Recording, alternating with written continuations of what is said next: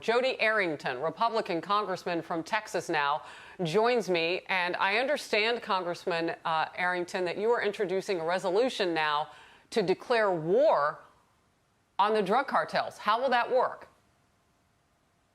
Well, it's laid out very clearly and expressly written into the Constitution. First of all, let's take the preamble.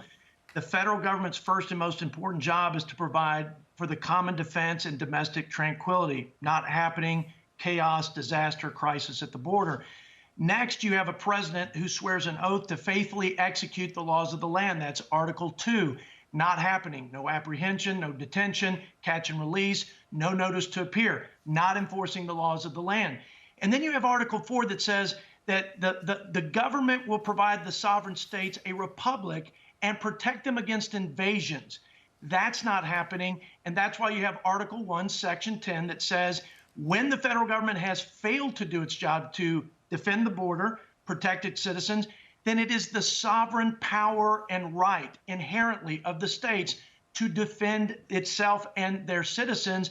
And I got to tell you, Harris, because of the paramilitary sophistication of the network of cartels who are totally in control of the border and of the influx of criminality, it is absolutely an invasion and a threat like we've never seen to the safety and security of our citizens in Texas and throughout the border. And I believe they have every constitutionally protected right to defend themselves on account of the factors that I just articulated.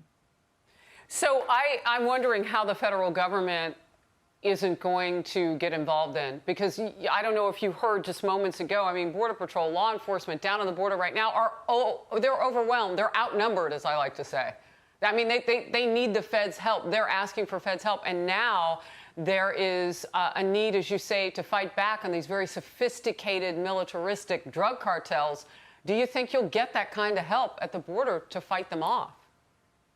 Well, I think Texans and other border states are doing everything they can with the restrictions they have jurisdictionally. That is, we're spending billions of dollars in Texas just to come alongside of Border Patrol agents and ICE agents, but we're deferring to a very defunct set of federal law enforcement because they've been hamstrung by the Biden administration. So there's effectively lawlessness and chaos.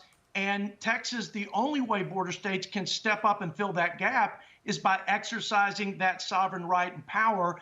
Again, very expressly written in the Constitution. And I think we're way beyond that threshold. And it's driven by the failure of the federal government, number one, and it's empowered by the cartels on the other side of the border, and why you're seeing the exponential increase in drugs, human smuggling, and other criminal elements. Congressman Arrington, some might look at this and say, well, a resolution, it might not have teeth. But when you mention other states, are you saying that they're jumping onto, might you have a coalition now to make the case for war on drug cartels? It's on. Let me tell you, we are affirming this at the federal level, that this is in fact the constitutional right and power of these sovereign states. That's what we're doing, affirming it.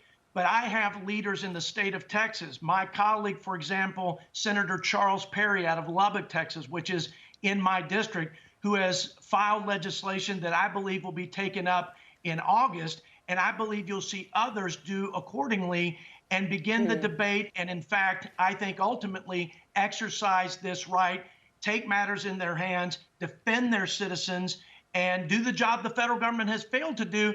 And come what may, because you might get an injunction, might go through the courts, probably will, may go all the way to the Supreme Court. But I think all the legitimate rights are there for these states to execute on this.